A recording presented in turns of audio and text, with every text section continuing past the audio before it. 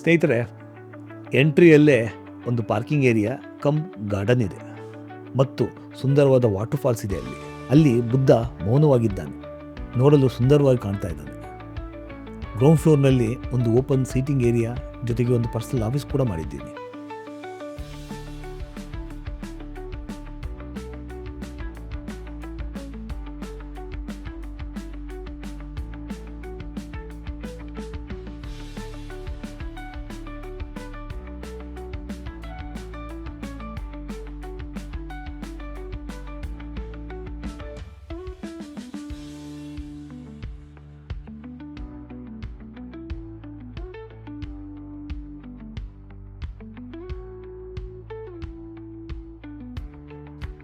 Ground ಫ್ಲೋರ್ನಿಂದ first ಫ್ಲೋರ್ಗೆ ಮನೆ ಹೊರಗಡೆ ಹೋಗಬೇಕು ಅಂತಂದರೆ ಒಂದು ಲಿಫ್ಟ್ ವ್ಯವಸ್ಥೆ ಕೂಡ ಇದೆ. ಮುಂದೆ ಹಾಗೆ ಸಾಗಿದರೆ ಒಂದು ವಿಶಾಲವಾದ ವಿಭಿನ್ನವಾದ ಮೆಟ್ಲು ಕಾಣಿಸುತ್ತೆ. ಆ ಮೆಟ್ಲು ಹತ್ತಿದರೆ ಫಸ್ಟ್ ಫ್ಲೋರ್ ಮನೆಗೆ ಎಂಟ್ರಿ ಕೊಡ್ತೀವಿ.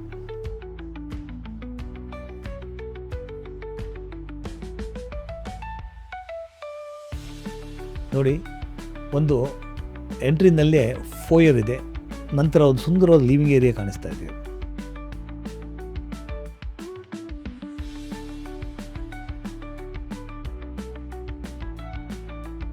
ಜೊತೆಗೆ ಅತ್ಯಾಕರ್ಷಕವಾದ ಕಿಚನ್ ಕಮ್ ಡೈನಿಂಗ್ ಏರಿಯಾವಿದೆ.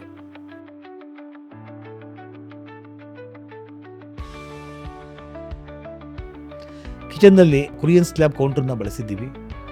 ನಂತರ ವಾಲ್ ಟೈಲ್ಸ್ ಬದಲು ಲ್ಯಾಕರಿಂಗ್ ಗ್ಲಾಸು, ಅಕ್ರಿಲಿಕ್ ಶೀಟ್ ಬಳಸಿ ಕಿಚನ್ನ ಅಂದವನ್ನು ತುಂಬ ಹೆಚ್ಚಿಸಿದ್ದೀವಿ.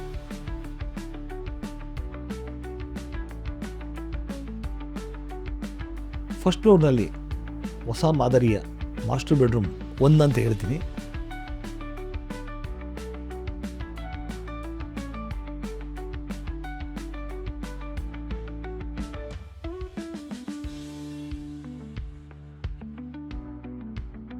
ಅದ್ರ ಜೊತೆಗೆ ಅದಕ್ಕೆ ಹೊಂದ್ಕೊಂಡಿರುವಂತಹ ಡ್ರೆಸ್ಸಿಂಗ್ ಏರಿಯಾ, ಒಂದು ಅಟ್ಯಾಚ್ ಬಾತ್ರೂಮ್ ಕೂಡ ಇದೆ.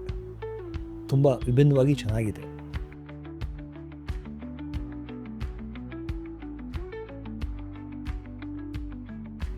ಫಸ್ಟ್ ಫ್ಲೋರ್ನಿಂದ ಸೆಕೆಂಡ್ ಫ್ಲೋರ್ ಹೋಗೋದಕ್ಕೆ ನಾನು MS ಸ್ಟೇರ್ಕೇಸನ್ನು ಮಾಡಿದ್ದೀನಿ. ವಿತ್ ವುಡ್ ಮೆಟ್ಲುಗಳನ್ನು ಜೋಡಿಸಿದ್ದೀನಿ. ತುಂಬ ಮನಮೋಹಕವಾಗಿದೆ.